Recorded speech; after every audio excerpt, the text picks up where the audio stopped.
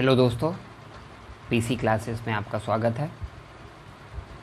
आज हम लोग वैदिक सभ्यता को देखेंगे। इससे पहले हम लोग ने पहले वीडियो में हम लोग ने प्रागैतिहासिक काल को देखा था। उसको दूसरे वीडियो में हम लोग ने सिंधु घाटी सभ्यता पे चर्चा की थी। आज हम लोग वैदिक सभ्यता पे डिस्कस करेंगे।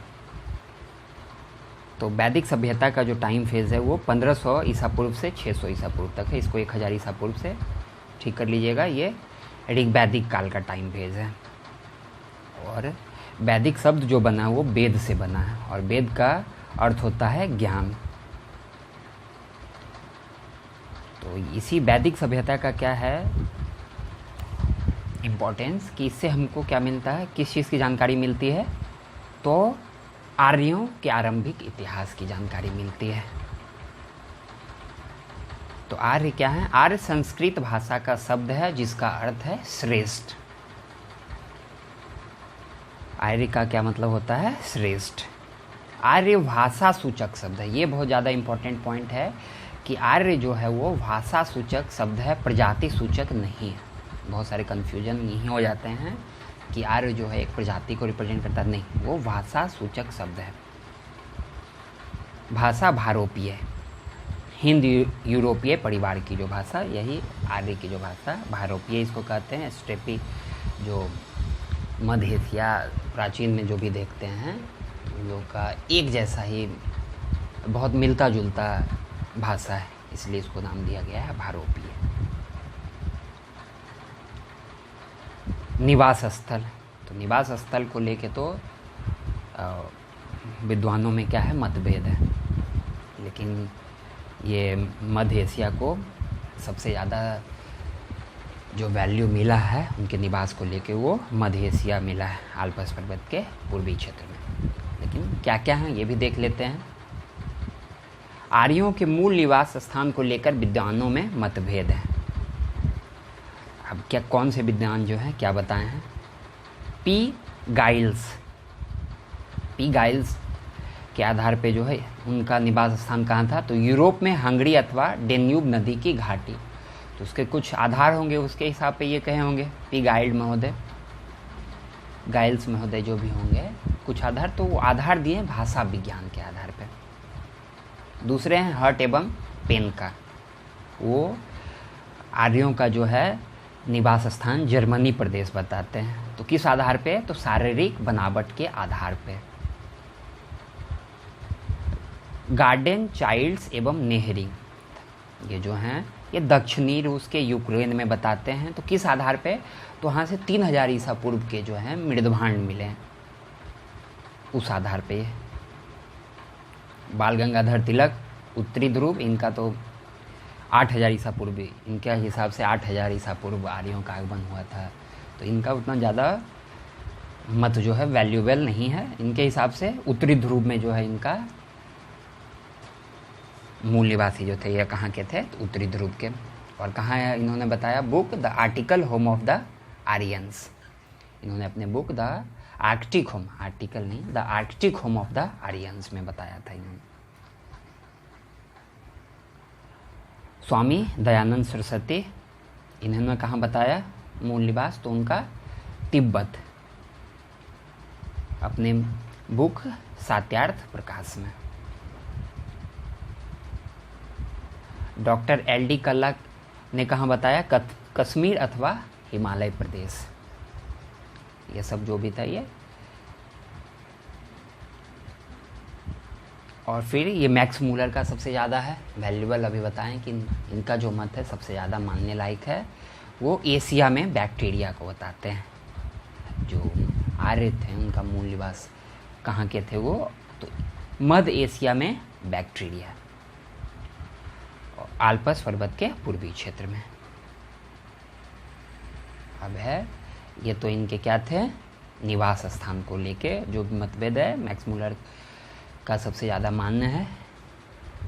तो वैदिक सभ्यता का क्षेत्र था भारत, मतलब भारतीय महाद्वीप में जो भी था क्षेत्र, वो अफ़गानिस्तान, पाकिस्तान, जम्मू कश्मीर, हिमाचल प्रदेश, उत्तराखंड, राजस्थान, बिहार, में तिरहुत मिथिला तक भी जो आ रहे थे वो उत्तर वैदिक काल में आए हैं। तो उसमें उसकी भी अलग हम लोग शतपथ उत्तर वैदिक कथा के शतपथ ब्राह्मण में देखेंगे, विदेह माधव कथा। तो उसमें फिर इसकी चर्चा करेंगे कि जो है विदेह अग्नि को मुख में लेके निकले और जैसे ही ग्रीक का नाम लेते हैं अग्नि मुंह से ज़मीन पे आ जाती है और वो नदी सब कुछ जलाते हुए साफ़ करते हुए सदा नीरा नदी, जिसको कि बिहार के गंडक कहते हैं, वहाँ तक पहुँची थी। तो उसको साफ, और ये जो नदी को या जो भी जंगल को साफ़ करते जलाते हुए आग जो बढ़ी, तो उसके पीछे पीछे ये विदेह माधव और उनके पुरोहित जो है गौतम राहुगण, ये उसके पीछे पीछे आगे बढ़े थे। तो ये उत्तर वैदिक काल में हुआ, उसको उस टाइम डिस्कस करेंगे। ये कथा है शतपथ ब्राह्मण का उत्तर वैदिक में। तो वैदिक सभ्यता को दो भागों में बांटा जाता है, ऋग वैदिक काल और उत्तर वैदिक काल। ऋग वैदिक काल का टाइम फेज है क्या, 1500 ईसा पूर्व से 1000 ईसा पूर्व तक, और उत्तर वैदिक काल का है 1000 ईसा पूर्व से 600 ईसा पूर्व तक। तो मेनली हम लोग आज इस वीडियो में क्या डिस्कस करेंगे, ऋग वैदिक काल पे।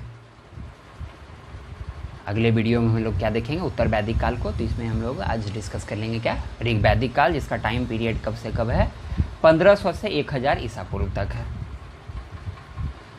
भारत में आर्यों की जानकारी ऋग्वेद से मिलती है। ये प्राचीन ग्रंथ जो है जो आर्यों के बारे में बताती है वो कौन सी है, ऋग्वेद, जो हिंद यूरोपीय भाषाओं का सबसे पुराना ग्रंथ है। भारोपीय हम लोग ऊपर देखे थे, हिंद यूरोपियन भाषा। इस वेद में आर्य शब्द का उल्लेख 36 बार है। ऋग्वेद में आर्यों का उल्लेख 36 बार है, यह एनसीईआरटी के मुताबिक। लेकिन अधिकतर जो बहुत जगह से स्रोत, बहुत बुक, अलग अलग बुक में जो है ये 88 बार बताया गया है कि ऋग्वेद में जो है वो आर्यों का उल्लेख कितनी बार है, 88 बार। लेकिन एनसीईआरटी ऋग्वेद में कितनी बार लिखा है कि इस वेद में आर्य शब्द का उल्लेख 36 बार है। इसमें कुल 10 मंडल, 1017 सूक्त, ये भी यहाँ पे भी है 1017 और 1028 इसको कह सकते हैं। 1028 भी माना जाता है कि 1028 सूक्त, और 10,580 मंत्र। ये भी मंत्र को भी लेके है कि 10,552 मंत्र, लेकिन अलग अलग जगह पे। तो ये दोनों लिख लीजिएगा डाटा कि कितने सूक्त हैं, 1028 सूक्त और 10,552 मंत्र या 10,580 मंत्र है। मंत्रों को त्रिचा भी कहा जाता था, त्रिचा भी कहा जाता था। प्रत्येक सूक्त में 3 से 100 तक मंत्र या ऋचाएँ होती है। त्रिचा नहीं, ऋचा। प्रत्येक सूक्त में 3 से 100 तक मंत्र या ऋचाएँ होती है। वेदों का संकलन महर्षि कृष्ण द्वैपायन, जिनको कि वेद का संकलन किया था, इसीलिए इनको वेद व्यास भी कहते हैं। वेद व्यास ने किया, इन्हीं को महर्षि कृष्ण द्वैपायन भी कहा जाता है। ऋग्वेद के मंत्रों का उच्चारण करके जो पुरोहित यज्ञ संपन्न करता था उसे होता कहा जाता था। होता, ऋग्वेद के मंत्रों का उच्चारण करके जो पुरोहित क्या करते थे, यज्ञ संपन्न करते थे, उसे होता कहा जाता था। तो इस समय यज्ञ की जब चर्चा हुई है तो यज्ञ में जो है महिलाएं भी शामिल होती थी। वैदिक काल में महिलाएं भी यज्ञ में शामिल होती थी। ऋग्वेद के 3 पाठ मिलते हैं, जिसको साकल कहते हैं, जिसमें 107 सूक्त हैं, वॉलखिल और बास्कल। ऋग्वेद के 3 पाठ ये देख लिए हम लोग, साकल, वॉलखिल और बास्कल। ऋग्वेद में 2 से 7 तक के मंडल मतलब चैप्टर जिसको कह सकते हैं। ऋग्वेद में 2 से 7 तक के मंडल सबसे पुराने माने जाते हैं। पहला 2 से 7वां क्या है, सबसे प्राचीन, और पहला 8वां 9वां और 10वां जो है बाद में जोड़े गए हैं। और उसमें भी जो है पहला और 10वां जो है उससे भी बाद में, मतलब 8वां और 9वां 2 और 7 के बाद जुड़े हैं। फिर जो है पहला और 10वां जो है वो उसके भी बाद जुड़ा, और 10वां मतलब सबसे लास्ट में जो जुटा है वो 10वां। इनमें भी 10वां मंडल जो है सबसे बाद का है। ये याद रखिएगा कि सबसे आधुनिक जिसको कह सकते हैं तो वो कौन सा था, तो 10वां मंडल। अब मंडल है और मंडल जिस ऋषि के नाम पे हैं, तो प्रथम मंडल जो है वो अंगिरा, दृक्तमा, इन सभी के नाम पे है। द्वितीय था ग्रीष्मद ऋषि के नाम पे है। तृतीय विश्वामित्र, गायत्री मंत्र का उल्लेख है इन्होंने ही की। तो गायत्री मंत्र को किस लिए तैयार किया गया था, तो मेनली वो जो आर्य नहीं थे, अनार्य जिसको कह सकते हैं, उनको आर्यों में परिवर्तन करने के लिए, तो विश्वामित्र के द्वारा तृतीय मंडल। चौथा मंडल जो है वामदेव ऋषि। इसमें जो है चौथा मंडल में क्या है, कृषि संबंधित प्रक्रिया। 5वां है अत्रि ऋषि, 6ठा भारद्वाज ऋषि, 7वां जो है वशिष्ठ ऋषि, 8वां कण्व ऋषि। ये 8वें में कुछ महिला कवित्रियों का भी जो है क्या है, योगदान है। और 9वां जो है पवमान, अंगिरा, सोम का वर्णन, इसमें सोमदेव का जो है वर्णन किया गया है 9वां में। और 10वां जो है मधु सूक्ति है, अलग शूद्र सूक्ति है और मधु सूक्ति है। ये इनके द्वारा पहले से लेके 10वां मंडल का रचना किया गया है। रचना मतलब उसमें तो लिपि के ज्ञान नहीं थी, लिखते तो मौखिक ही रूप से, बहुत बाद में आके जो है इसको फिर क्या किया गया है, बुक के फॉर्म में दिया गया है। नेक्स्ट पॉइंट क्या है कि ऋग्वेद की अनेक बातें अवेस्ता से मिलती है।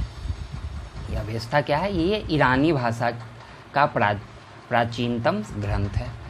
इसका जो टाइम पीरियड माना जाता है 1400 ईसा पूर्व में माना जाता है कि ये 1400 ईसा पूर्व का है अवेस्ता। ऋग्वेद के समस्त मंत्र जो हैं सिद्धांत में अग्नि को समर्पित हैं। ये भी इम्पोर्टेंट पॉइंट है, इसको नोट कीजिएगा। क्या है कि ऋग्वेद के समस्त मंत्र जो हैं सिद्धांत में अग्नि को समर्पित हैं, और प्रवृत्ति में किसको हैं, तो ज्ञान को।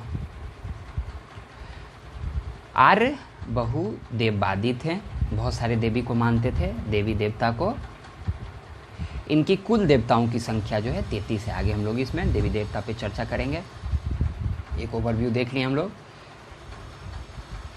अब हम लोग जैसे हम लोग मंडल देखें, तो मंडल एक बुक हो गया, तो उसको फिर चैप्टर में डिवाइड किया, तो ब्राह्मण ग्रंथ होगा, ग्रंथ के बाद फिर आरण्यक में, और आरण्यक के बाद क्या होगा, उपनिषद होगा। तो ब्राह्मण ग्रंथ क्या है, ब्राह्मण ये वेदों के गद्य भाग हैं, जिनके द्वारा वेदों को समझने में सहायता मिलती है। ये क्या है, वेदों के गद्य भाग हैं जिनके द्वारा वेदों को समझने में सहायता मिलती है। और ऋग्वेद में 2 ब्राह्मण हैं, कौन से, ऐत्रेय और कौशिकी ब्राह्मण। ऐत्रेय ब्राह्मण संकलनकर्ता जो है महिदास है, इनकी माँ का नाम था इत्रा, इन्हीं के नाम पे है ये। इनमें राज्याभिषेक के विभिन्न यज्ञ विधानों का विवेचन मिलता है। सोमयज्ञ का विस्तृत वर्णन है ऐत्रेय ब्राह्मण में, और समुद्र का वर्णन है, पृथ्वी को घेरने वाले समुद्र का उल्लेख है किसमें, ऐत्रेय ब्राह्मण में। ऋग्वेद में 2 ब्राह्मण, कौन से, ऐत्रेय और कौशिकी। ऐत्रेय में हम लोग देखेंगे महिदास इसके संकलन करता थे, माँ का नाम इत्रा, राज्याभिषेक के लिए बहुत सारे यज्ञ के लिए विधान, सोमयज्ञ का विस्तृत वर्णन है, समुद्र का उल्लेख है। कौशिकी ब्राह्मण संकलन करता जो है कौशिक ऋषि हैं, कौशिक ऋषि। अब है आरण्यक। आरण्यक अर्थ क्या होता है, वन में लिखा जाने वाला। आरण्यक का अर्थ जो हो गया है मतलब वन पुस्तक। यह मुख्यतः जंगलों में रहने वाले सन्यासियों और छात्रों के लिए लिखी गई थी। यह जो है आरण्यक, यह किसके लिए? तो यह मुख्यतः जंगलों में रहने वाले सन्यासियों और छात्रों के लिए लिखी गई थी। इसमें दार्शनिक सिद्धांतों एवं रहस्यवाद का वर्णन है, इसमें आरण्यक में। इसमें भी फिर हम देखेंगे कि ऋग्वेद में 2 आरण्यक है, ऐतरेय और कौशिकी। ये जो है दार्शनिक सिद्धांतों और रहस्यवाद का वर्णन है। कर्मयोग, कर्मयोग जो है जो हम लोग ऊपर ब्राह्मण देखें, ब्राह्मण, और ज्ञान मार्ग जो है उपनिषद, इन दोनों को जोड़ने का काम कौन करता है? आरण्यक, सेतु का काम करता है ब्राह्मण और उपनिषद को, आरण्यक। ब्राह्मण में है कर्मयोग और आरण्यक उपनिषद में क्या है? ज्ञान मार्ग। ऋग्वेद के 2 आरण्यक हैं, ऐतरेय और कौशिकी। अब नेक्स्ट हम लोग क्या देख लिए? ऊपर मंडल देख लिए, मंडल के बाद हम लोगों ने देखा ब्राह्मण, ब्राह्मण के बाद फिर क्या देखा? आरण्यक, आरण्यक के बाद अब जो 4th सबसे नीचे जिसको कहेंगे वो है उपनिषद। उपनिषद शब्द जो है उप और निश से बना है। उप का मतलब क्या होता है? समीप, और निश का मतलब होता है बैठना, समीप बैठना हो गया इसका मतलब।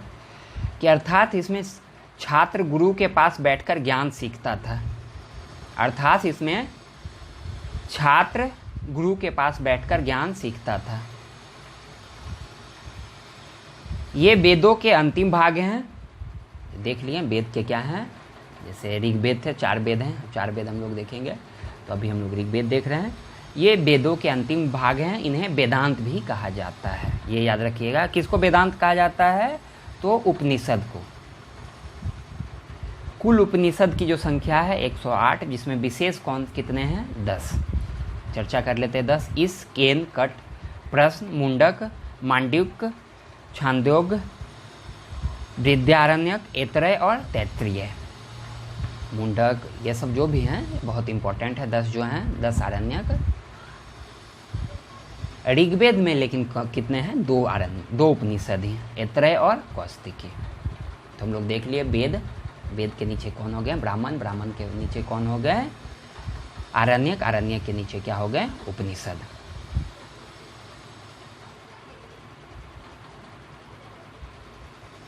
अब है ऋग्वेद में उल्लेखित प्रमुख सूक्त।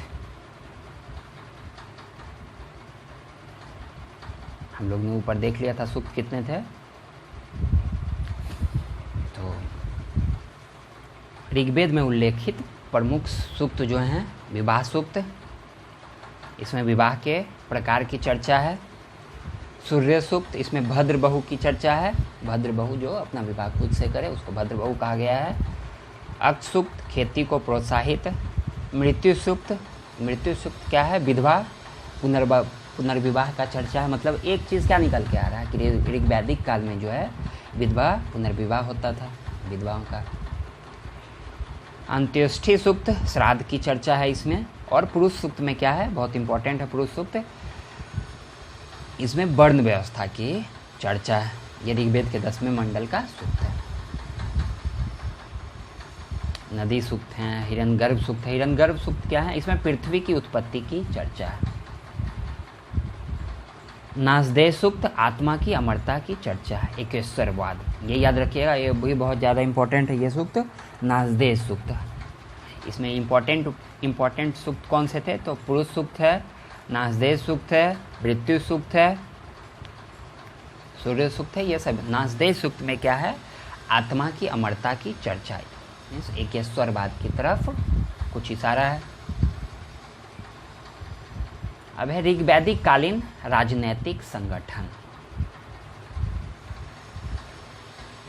राजनैतिक संगठन समझते हैं क्या? कि आर्य जब मध्य एशिया से भारत आए तब वो विभिन्न जनों में विभाजित थे बहुत, और वो आए भी थे एक बार ही, ऐसा नहीं था कि एक बार में आ गए थे, बहुत खेप में करके आए थे। तो आर्य जब मध्य एशिया से भारत आए तब वो विभिन्न जनों में विभाजित थे। तो जनों का प्रधान जो था उसको क्या कहते थे? राजन। इसका पद जो था वो वंशानुगत था। राजा को क्या कहते थे? जनस्यो गोपा। तो ये राजन का जो पद था वो वंशानुगत था। तो इसका ये मतलब नहीं था कि राजा के पास जो था, राजन के पास जो था असीमित अधिकार थे। उसी को नेक्स्ट पॉइंट में हम लोग बताए हैं कि राजा के हाथ में असीमित अधिकार नहीं था, क्योंकि उसे कबायली संगठनों से सलाह लेनी पड़ती थी। यहीं से राजा के राज्याभिषेक की प्रथा चली। इसमें फिर सभा समिति ये सब का बहुत ज़्यादा इम्पोर्टेंस हो जाएगा। राजन पर नियंत्रण का काम 2 संस्थाएं, सभा और समिति करती थी। ऋग्वेद में 8 बार सभा का उल्लेख है और समिति का 9 बार उल्लेख है। समिति का क्या योगदान था? तो राजा के चुनाव में बहुत ज़्यादा योगदान था। तो इसको हम लोग देख लेंगे। इसको सभा समिति मतलब संस्थाएं, जो भी ऋग्वैदिक कालीन संस्थाएं थे, मुख्यतः 4-5 संस्थाएं थे, जिसमें थे, नोट करना है तो इसको नोट कर सकते हैं। विदित, तो सबसे प्राचीन जो संस्था थी ऋग्वैदिक कालीन की वो थी विदित। उसका उल्लेख सबसे ज़्यादा है ऋग्वेद में 122 बार है। इसके क्या काम होते थे? तो ये सामाजिक, धार्मिक और सैन्य उद्देश्य के लिए काम करते थे, कि अनाजों का वितरण करना, ये सब काम जो होता था इसमें महिलाएं भी भाग लेती थी। ये तो विदित सबसे प्राचीन संस्था थी ऋग्वैदिक कालीन की। फिर सभा थी। तो सभा को हम लोग कह सकते हैं कैसे, आज के आधुनिक जो व्यवस्था है तो उसमें राज्यसभा जैसे, तो सभा का काम राज्यसभा की तरह था। इसमें भी महिलाएं भाग लेती थी। जो महिलाएं भाग लेती थी इसमें, उसको सभापति कहा जाता था। तो इसमें हम लोग देखे हैं कि सभा का जो उल्लेख है ऋग्वेद में कितने बार है? 8 बार है। सबसे ज़्यादा इम्पोर्टेंट जो है समिति का था। इम्पोर्टेंस जो है उस समय ऋग्वैदिक कालीन में समिति का है। तो समिति आज की जो व्यवस्था है उसमें कह सकते हैं लोकसभा की तरह। इसमें राजा को जो चुनाव होता था, चुनाव करवाना, ये सब किसका काम था? तो समिति का काम था ये। फिर गण थे, तो इसमें ये कुछ ज़्यादा उतना इम्पोर्टेंस नहीं लेता था। इसमें कुलीन लोग शामिल होते थे और इसके मुखिया को गणपति कहा जाता था। तो इसी तरह विदित, सभा, समिति और गण थे, और एक परिषद भी था। तो इस 5 संस्थाएं कह सकते हैं ऋग्वैदिक कालीन में मिले हैं। ऋग्वेद में बलि शब्द का उल्लेख मिलता है। बलि जो प्रजा द्वारा राजा को स्वेच्छा से दिया जाने वाला उपहार था। कोई कर नहीं था, ये उपहार था। इस समय कोई भी कर प्रथा नहीं थी, कर व्यवस्था नहीं थी इस समय। जो भी किसान थे वो उपहार के तौर पे राजा को क्या देते थे? बलि देते थे।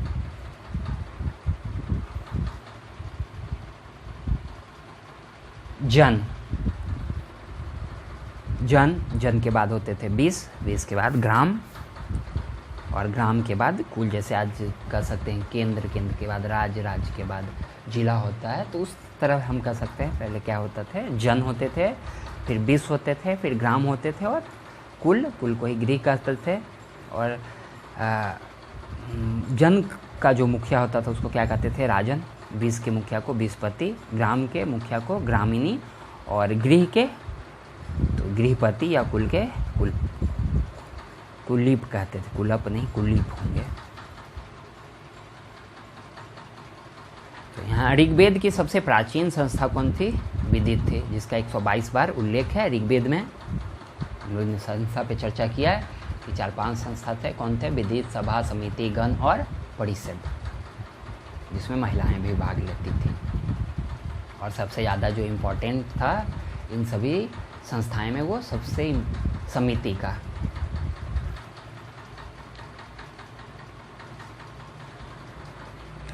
परंपरा अनुसार तो आर्यों के 5 कबीले थे, कबीले या जन कह सकते हैं, जिनका समुदाय पंचजन कहलाता था परंपरा के अनुसार। लेकिन बहुत सारे थे, ऐसा नहीं है कि 5 ही थे, लेकिन और भी जन थे। तो कुछ चर्चा कर रहे थे। भरत, इम्पोर्टेंट को हम लोग चर्चा करेंगे कि भरत जो जन थे या कबीले थे कहाँ पे थे, तो सरस्वती और यमुना नदी के बीच ये लोग रहते थे।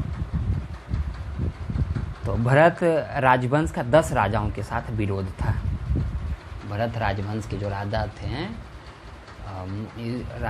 एक राजा जैसे सुदास बहुत ज़्यादा फेमस हैं, सुदास भरत वंश के हैं। उनका क्या था, 10 राजाओं के साथ विरोध था, जिनमें 5 आर्यजनों के प्रधान थे और शेष आर्येतर जनों के। तो मतलब जो भी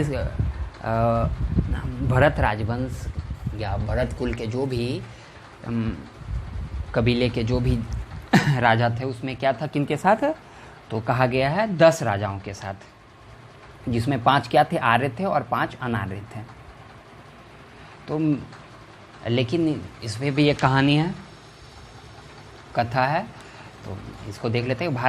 भरत और 10 राजाओं के बीच जो लड़ाई हुआ दशराज युद्ध के रूप में विदित है। दशराज युद्ध इसके वर्णन कहाँ पे, 7वें मंडल में है।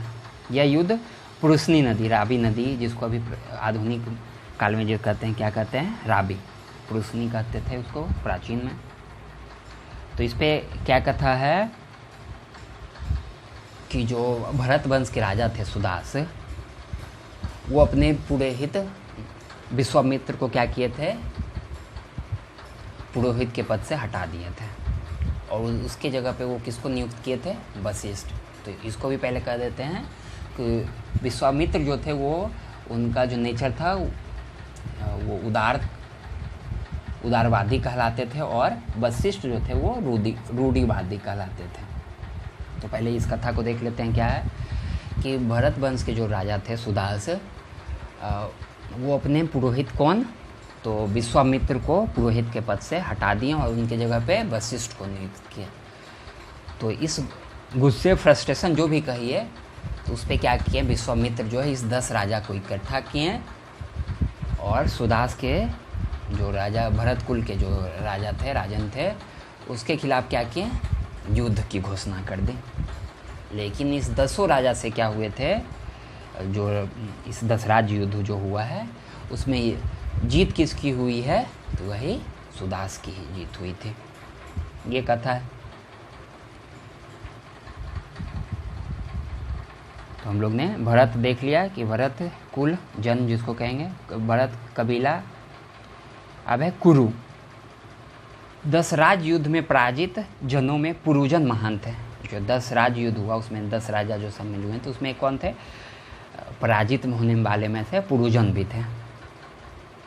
कालांतर में भरतों और पूर्वों के बीच मैत्री हो गई, मित्रता हो गई और दोनों ने मिलकर एक नया शासक कुल बनाया जो कुरु कहलाया। यदु और तुवस, ये दोनों जन जो हैं कहाँ, दक्षिणी पंजाब में रहते थे। दोनों का एक साथ ही उल्लेख मिलता है। इन दोनों के निकट संबंध, इन दोनों में क्या थे, निकट संबंध थे। और ऋग्वेद में दोनों का जो जहाँ भी नाम आया है ये एक साथ ही आता है। मतस और चेंदी हैं और बहुत सारे और कबीले हैं, जन हैं, लेकिन ये सब इम्पोर्टेंट है। इतना, इससे ज़्यादा काफ़ी, इससे ज़्यादा पढ़ना कोई फ़ायदा का काम नहीं है। तो इतना इम्पोर्टेंट है। मतस और चेंदी ये पंजाब के दक्षिण की ओर राजस्थान और मालवा क्षेत्र में निवास करते थे। अब है, हम लोग ने कबीला या जन देख लिया। अब है पदाधिकारी। क्या क्या होते थे पदाधिकारी, तो पुरोहित, जो अभी हम लोग ने पुरोहित विश्वामित्र और वशिष्ठ की चर्चा की, तो वो पुरोहित सर्वश्रेष्ठ राजा के बाद जो होते थे वो कौन होते थे, पुरोहित ही। ये इनका काम क्या होता था, तो राजा का पथ प्रदर्शक के रूप में, शिक्षक, मित्र और दार्शनिक के रूप में। सेनानी, सेनानी मतलब जैसे राजन हो गए, उसके बाद पुरोहित, तो उसके बाद कौन इंपॉर्टेंट होते थे, 3rd नंबर पे जिसको कहा जा सकता है सेनानी थे।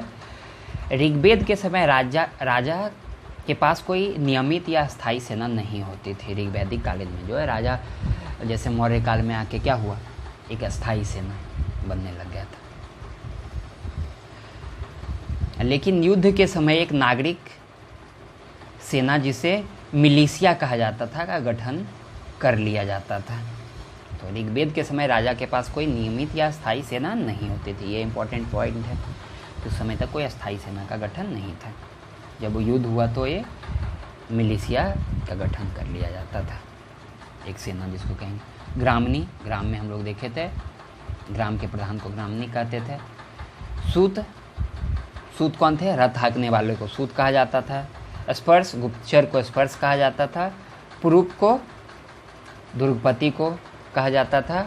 और कर्मरा, धातु कर्मी को कहा जाता था। और चारागाह अधिकारी को क्या कहते थे? वज्रपति। बाद में उत्तर वैदिक काल में यही गांव के जो मुखिया होने लगे थे उनको क्या कहा जाने लगा था? वज्रपति। लेकिन ऋग्वैदिक काल में चारागाह अधिकारी को, बड़े बड़े झुंड में जो चारागाह लेके जो जाते थे उनके अधिकारी को क्या कहते थे? वज्रपति। नोट, ऋग्वेद में किसी तरह के न्यायाधिकारी का उल्लेख नहीं है। ये इंपॉर्टेंट पॉइंट है, कहीं आपसे क्वेश्चन पूछा जा सकता है।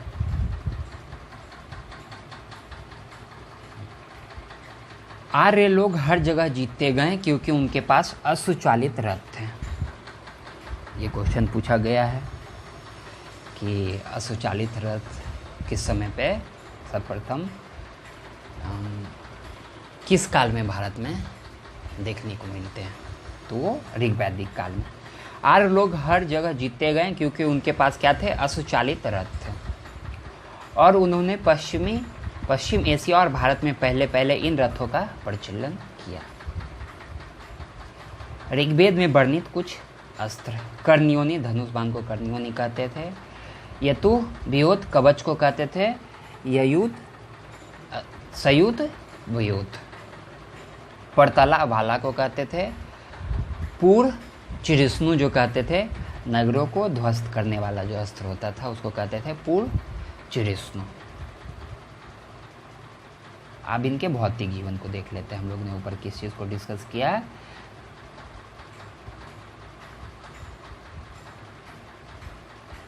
पदाधिकारी, युद्ध, सब के बारे में। अब भौतिक जीवन, फिजिकल लाइफ क्या था इनका? तो ऋग्वैदिक लोगों को खेती की बेहतर जानकारी थी। खेती, अब दस्यु की चर्चा, जो दस्यु और दास का भी चर्चा है ऋग्वैदिक काल में। तो दस्यु जो थे वो भारत के या यहाँ के जो कह सकते हैं यहीं के मूल निवासी थे, आर्यों के आने से पहले। और दास का जो उल्लेख मिलता है वो माना जाता है कि वो आर्य के ही किसी पूर्ववर्ती ब्रांच के वो रहे थे। तो उस पर भी डिस्कस करेंगे आगे। तो ऋग्वैदिक लोगों को खेती की बेहतर जानकारी थी। लेकिन आदियों को क्या कहा जाता है? मूलतः वो क्या थे? पशुपालक थे। ऋग्वेद में गाय और सांड की बहुत बार चर्चा है। गाय को अनध्या कहा गया है। अधन्य मतलब वध ना करने योग्य। अनध्या ही, अधन्य नहीं होगा, अनध्या कहा गया है। नोट, ऋग्वेद में चावल, नमक, मछली इत्यादि चीज़ों का उल्लेख नहीं है। किस किस इंपॉर्टेंट? चावल, नमक और मछली। वस्त्र, ऋग्वैदिक काल में 3 प्रकार के वस्त्र प्रचलित थे। नीबी, वास और अधिवास। नीबी जो था वो निचले हिस्से में पहनने जाने वाला वस्त्र था। वास था मध्य भाग में। और अधिवास था शरीर के ऊपरी हिस्से में पहनने वाला। आभूषण क्या थे? तो गले में पहने जाने वाला स्वर्णहार, उसको क्या कहते थे? रूप कहते थे। और भी बहुत सारे जो स्वर्ण आभूषण होते थे उसको बोलते थे निष्क। लेकिन जो स्पेशली नाम दिया गया है गले में पहनने जाने वाला स्वर्णहार, रूप। सोने को हिरण्य कहते थे। सोने को क्या कहा जाता था? हिरण्य। नोट, ऋग्वेद में लोहा और चांदी का उल्लेख नहीं है। उत्तर वैदिक काल में होगा। लेकिन क्या है कि हाल में जो है पुरातात्विक साक्ष्य जो भी मिले हैं खुदाई से, तो हरियाणा के भगवानपुरा नामक जगह और कहाँ से? तो पंजाब में भी बहुत सारी जगह पे हुए हैं खुदाई। वहाँ से जो मृदभांड मिले, तो मृदभांड मीन्स क्या कर सकते हैं? बेयर।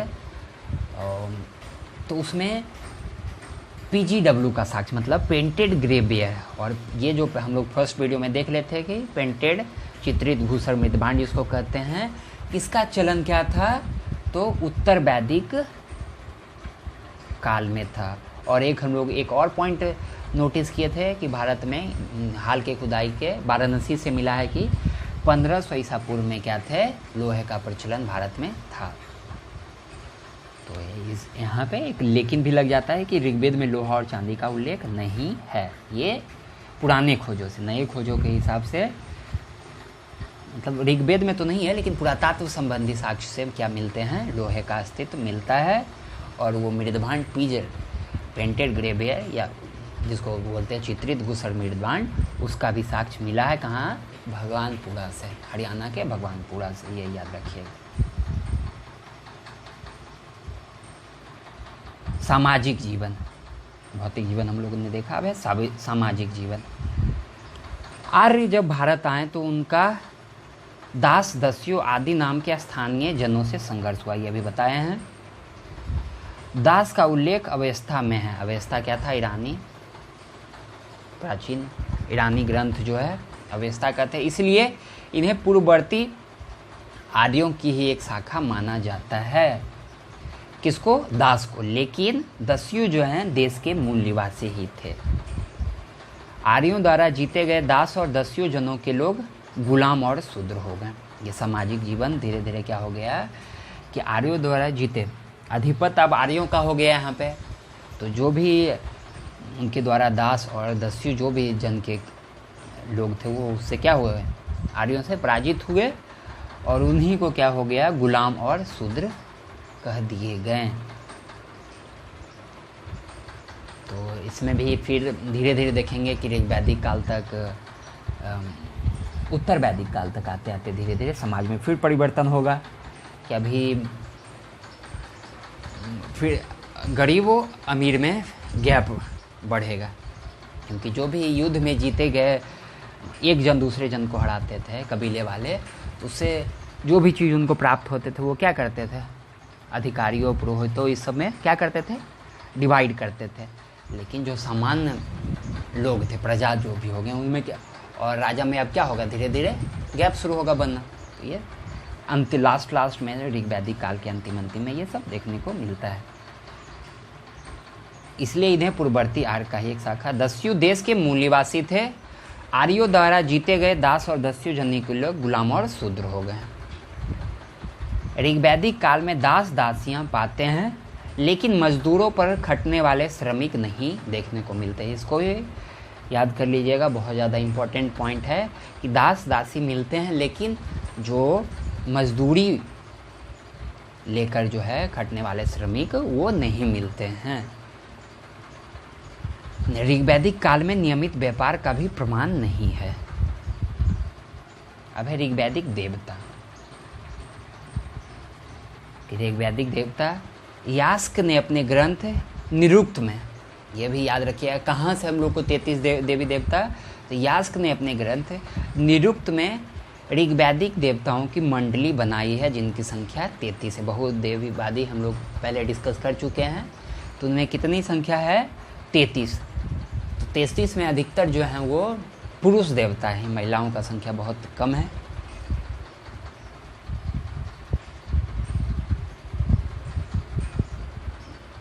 अब इसको भी क्या करते हैं, आकाश के देवता, अंतरिक्ष के देवता और पृथ्वी के देवता में डिवाइड करते हैं। धौ, सूर्य, वरुण, मित्र, पूषण, विष्णु, उषा, अश्विन, सविता, अदिति आदि जो थे वो क्या थे, आकाश के देवता थे। कौन कौन, ये सब धौ जो इम्पोर्टेंट है, धौ, सूर्य, वरुण, मित्र, पूषण, विष्णु, उषा, अश्विन, सविता, अदिति आदि ये क्या थे, आकाश के देवता। अंतरिक्ष के देवता इंद्र, मूरत, रुद्र, रुद्र में शंकर जिसको कहते हैं वही रुद्र हैं, वायु, पर्जन्य, आप आदि ये सब जो भी क्या थे, ये अंतरिक्ष के भी देवता। और पृथ्वी के देवता अग्नि, सोम, पृथ्वी, बृहस्पति, सरस्वती और आरण्यायनी। अग्नि को हम लोग तीनों में रख सकते हैं, ये इम्पोर्टेंट है कि आकाश के देवता में भी, अंतरिक्ष के देवता में भी और पृथ्वी के देवता में भी। इंद्र सबसे इम्पोर्टेंट जो प्रतापी देवता थे उस समय के, इंद्र थे। यह ऋग्वैदिक आर्यों का सबसे महत्वपूर्ण एवं प्रतापी देवता था। और इस नाम था, बहुत सारे भी नाम थे जिसमें फेमस क्या है, पुरंदर। पुरंदर का मतलब होता था किलों को तोड़ने वाला। इन्हें युद्ध का नेता माना जाता था इंद्र को। और ऋग्वेद में इन पे कितने सूक्त हैं, तो 250 सूक्त है, 250 सूक्त है। अन्य नाम सोमापा, पुरविद, वृत्तासुर, हंता। वृत्तासुर हंता मीन्स हो गया असुरों का हंता। पुरविद मतलब बादलों का, बादलों के बीच से जो है बादलों को हरण करने वाला। दूसरे हैं अग्नि।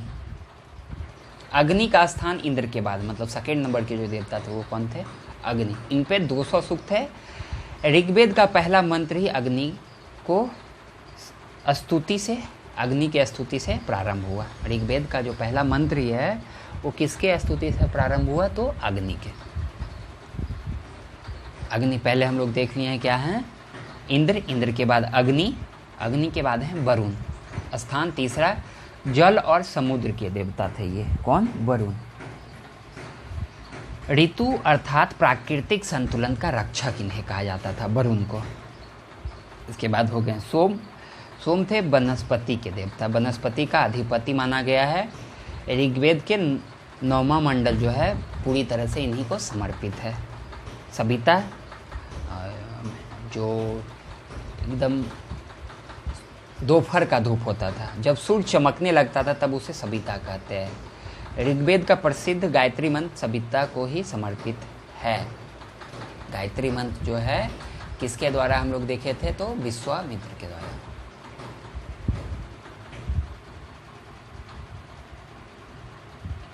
बृहस्पति, यज्ञ के देवता बृहस्पति थे। सरस्वती, ज्ञान की देवी। अदिति, आर्यों की सर्वशक्तिमान या सर्वो प्रकृति।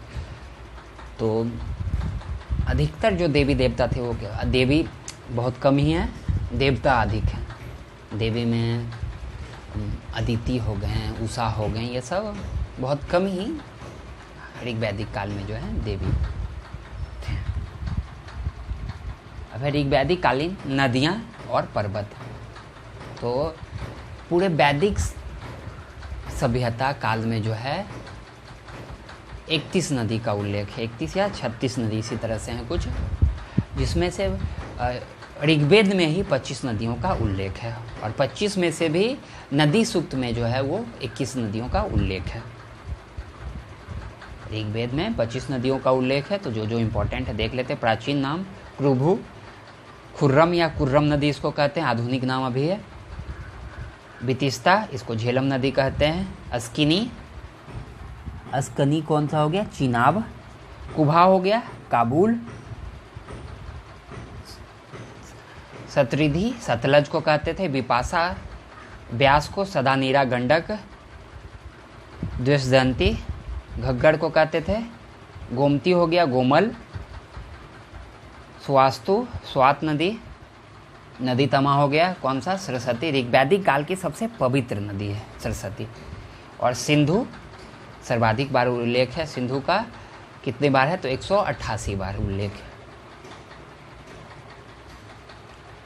अब है पर्वत। ये हम लोग इतना देख लिए क्या क्या नदी के बारे में जो इम्पोर्टेंट है। सबसे ज़्यादा उल्लेख है सिंधु का। और सबसे पवित्र नदी जो है कौन सी है, सरस्वती है। पर्वत, पर्वत में कौन है, हिमवंत, सीलवंत और मुंजवंत। तो हिमवंत है कि देवी ऋग्वैदिक काल के जो भी थे लोग, वो मानते थे कि जो भी वैदिक देवी देवता हैं वो यहाँ पे निवास करते हैं, हिमवंत पर्वत पे। सीलवंत, उत्तरी हिमालय को सीलवंत कहते थे। और मुंजवंत जो है मध्य हिमालय को मुंजवंत कहते थे। तो जो जो भी इम्पोर्टेंट थे ऋग्वैदिक काल से, सामाजिक जीवन देख लिए, भौतिक जीवन, राजनीतिक जीवन, इस पे हम लोग ने डिस्कस किया। अगले वीडियो में हम लोग उत्तर वैदिक काल पे डिस्कस करेंगे। तो इस वीडियो में फ़िलहाल इतना ही। धन्यवाद।